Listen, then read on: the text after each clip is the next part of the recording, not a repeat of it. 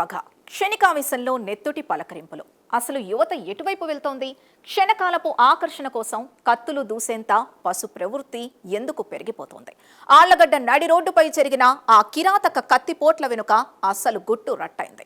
పగతో రగిలిపోయిన నలుగురు కిరాతకులు ఒక యువకుడి ప్రాణాల మీదకు తెచ్చారు. ప్రేమ వ్యవహారంలో వచ్చిన విభేదాలు చివరకు నలుగురు యువకుల్ని జైలు పాలు చేశాయి. పోలీసులు కేసును స్పీడ్గా ఛేదించి నిందితుల చేతులకు వేడిలు వేసిన సమాజానికి ఈ ఘటన ఎలాంటి హెచ్చరికలు పంపుతోంది?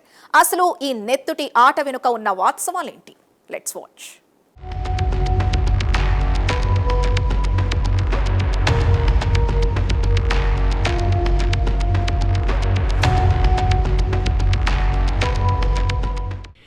ఈ నెల 14వ తేదీన రాత్రి సరిగ్గా 9:30 ప్రాంతంలో పాత బస్టాండ్ పరిసర ప్రాంతాలు కాస్త రద్దీగానే ఉన్నాయి.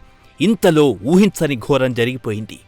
సమీర్ అనే యువకుణ్ణి టార్గెట్ చేస్తూ కొందరు వ్యక్తులు కత్తులతో విరుచుకుపడ్డారు. ప్రాణాలు కాపాడుకోవడానికి ఆ యువకుడు అరిచినా, పరుగులు తీసినా వదలకుండా కిరాతకంగా కత్తులతో పొడిచారు.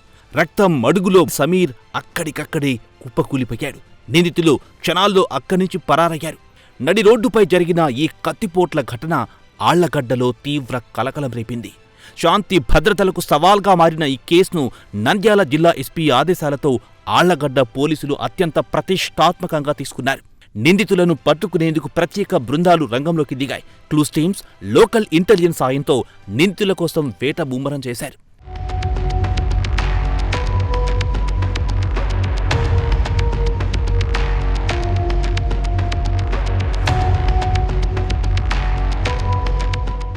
పోలీసుల వేట సాగుతుండగానే శుక్రవారం నాడు కీలక మలుపు తిరిగింది. స్థానిక జాతీయ రహదారిపై ఉన్న దోశ హౌస్ సమీపంలో నలుగురు వ్యక్తులు అనుమానాస్పదంగా తిరుగుతూ కనిపించారు. అదే సమయంలో పెట్రోలింగ్ చేస్తున్న పోలీస్ జీప్ను గమనించిన ఆ నలుగురు భయంతో అక్కడి నుంచి పారిపోవడానికి ప్రయత్నించారు. అలర్ట్ అయిన పోలీసులు వారిని చుట్టుముట్టి చాకచక్యంగా అదుపులోకి తీసుకున్నారు.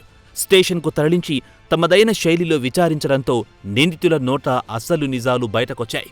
పాత బస్టాండ్లో సమీర్పై కత్తులతో దాడి చేసింది తామేనని నిందితులు ఒప్పుకున్నారు. ఈ కేసులో ప్రధాన నిందితులుగా ఉన్న మునగాల పెద్ద ఎల్లాలు అలియాస్ ఎల్లాలు, సంజీవ, వెంకట సుధీర్, దూదేకుల హుసేన్ బాబులను పోలీసులు అరెస్ట్ చేశారు. వారి నుంచి దాడికి వాడిన ఒక పదునైన పిడిబాకులతో పాటు 2 బైక్లను సీజ్ చేశారు.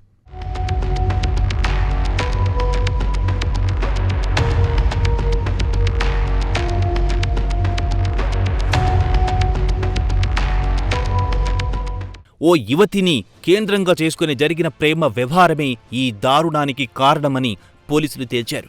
ఆ ప్రేమ వ్యవహారంలో వచ్చిన తీవ్రమైన విభేదాలు, పాత కక్షల కారణంగానే సమీర్ను అంతమొందించేందుకు స్కెచ్ వేశారని పోలీసులు స్పష్టం చేశారు. నిందితులపై హత్యాయత్నం కేసు నమోదు చేసి కోర్టులో హాజరుపరిచారు. ఘటన జరిగిన అతి తక్కువ సమయంలోనే సాంకేతికత ఆధారాలు, పక్కా ప్లానింగ్తో కేసును పోలీసులు ఛేదించారు.